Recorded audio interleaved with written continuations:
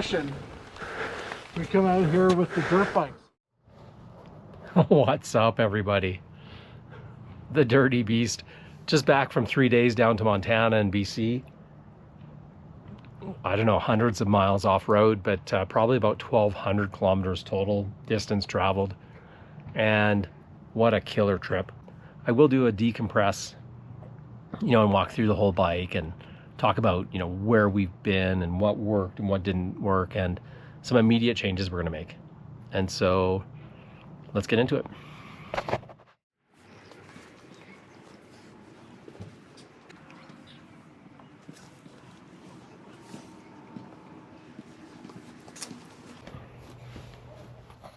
So if you watched my last 3 videos with the trip, one thing that we really pointed out was no tire locks on the stock setup with tubes, and dramatic improvement over the 701 with the tire locks on road performance.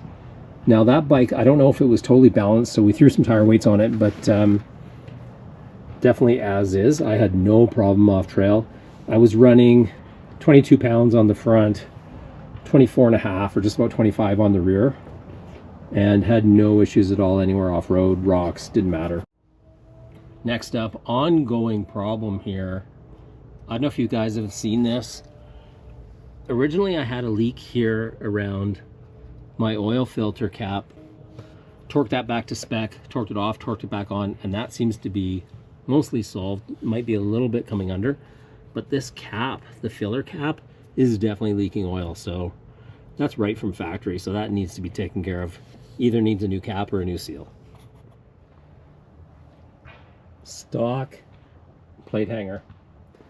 I'm going to do the delete and move this whole piece off. This basically has just a couple bolts underneath here. Remove the whole thing, move my plate up here. Just get me some more clearance. Seen a few discussions about these guards. These are OEM guards, and I put on when I built the bike, whether or not they're effective or not. In the end, I did a full rollover down a ditch, and my panniers were full. The enduro stands were like packed out here, and so my bike landed here and here, which was actually perfect, and I just rolled out of the way. So would I recommend these? 100%. Maybe debatable what they're protecting. Probably best to protect your rad, but as a cosmetic part, they also protect your plastics here if you roll over and you hit here and here on your, if you have luggage on. Next up, you can't see here, this is the stock ring setup, still dirty, as you know what. This is the 16 tooth ring. I rode the 701 with the 15, and I don't know if there's enough difference, honestly, to make the change. I couldn't really tell enough. If I was in really more technical terrain in second, or I wanted third to be shorter, maybe that makes sense. But I spent a lot of time in third gear, and so the stock setup kind of makes sense for me. Now, as far as my own setup and where I'm positioned on the bike, dang, this saddle. Obviously, when you're standing, it's nice and skinny. It doesn't even go past the plastics. It takes a little work actually to grip it. So the 701, the seat comes around like this, so it's easier to squeeze it with your knees, but that's kind of here and there. But on the highway and seated, these edges are quite hard. And by the end of the day, we were put in 6-7 hours a day. Definitely going to the Seat Concepts wide seat. I'm thinking about the lowered one, but really it's the shape of this, not so much the size, that's the problem.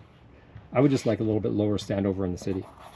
So that is 100% going to change. And while we're looking at the seat, gas filler, pretty much everyone has mentioned this. Look where the dirt line is. Hopefully you can see that. There's basically dust and dirt right up to the filler. There's aftermarket options to make that a little bit taller and get rid of the key. Definitely heard some stories about people breaking this key. When it's dirty, it's definitely stiffer to turn. So that's probably a great idea to get rid of that. Now up in the cockpit, here is an ongoing discussion. I'll go left to right. Oh, where's my key?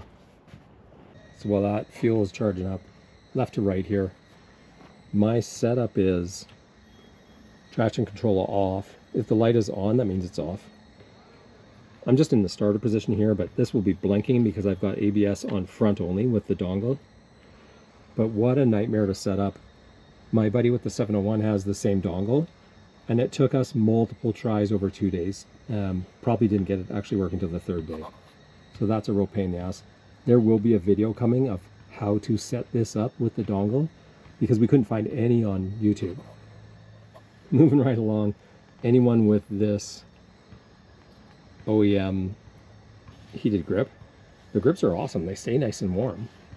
But man, it's so hard to see when you click this thing to tell if it's on or not. You guys even see that? There's an orange light there blinking. It's so hard to see. There, I'll try to zoom it in. Now you can see it right there. So hard to see when you're riding. If you look back, can't see it at all. So that needs work, but they work fine. Just the view is awful.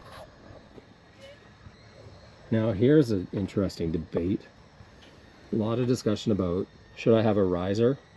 When I'm standing, 100% I need a riser. I'm not sure how high.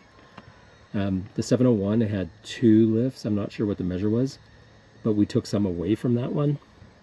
I've also leaned the bars forward. If you can see here, there's maybe 2 notches left, 2.5. I need to go way forward still to get my weight, you know, in the right place so I'm not leaning forward with my hips. So that with a rise should be awesome. But this clamp, can't find any purpose for this bar across other than having your 2 top clamps connected. And so we switched that over on the 701, or Dave did, just to separate clamps, because then your GoPro or your quad lock, whatever you're running, you can actually use the center of your bars, which would be great because you can't use any of this space. And so you can see my left side here is getting pretty crowded. So that's happening right away. One other funny thing, you can just kind of see my lights here. There's my neutral light. I had my GoPro mounted over a little bit before, and I couldn't see any of my lights, including my blinker light, which is hard to see anyways. But apparently I was riding for the first couple days with my blinkers on almost nonstop. And so I shifted this position over, so at least if I move my head a little bit, I can actually see the warning lights. Quick note on quad lock and my quad lock case while I'm at it. One thing I never experienced mountain biking with this case, but I found on this, you know, it's obviously super secure, will never come off, but it's not a great seal. So all around, when I took the phone out, there was dirt and water inside. So make sure you pull these apart if you do a big ride, clean it out. Last but not least, my EnduroStand Blizzard setup. These bags before, I tried to make more room and have them further back, but they were touching my exhaust. And so if you saw my last video, this is my janky heat shield setup. I've actually went ahead and ordered the Tusk heat shield that will cover this and go over the top. It's about 35 bucks. So it's made for this plastic on the 700 with the stock exhaust. So I'm going to run that until I change the exhaust, because this is just too much going on. Even with 2 of these, anything that touches this tank, and you can see the melt mark up here, I was melting buckles and straps, and even with 2 heat shields. So that has to go full protection until I get a new muffler. As for the bags, man, these EnduroStand bags, watertight, secure, didn't move around at all.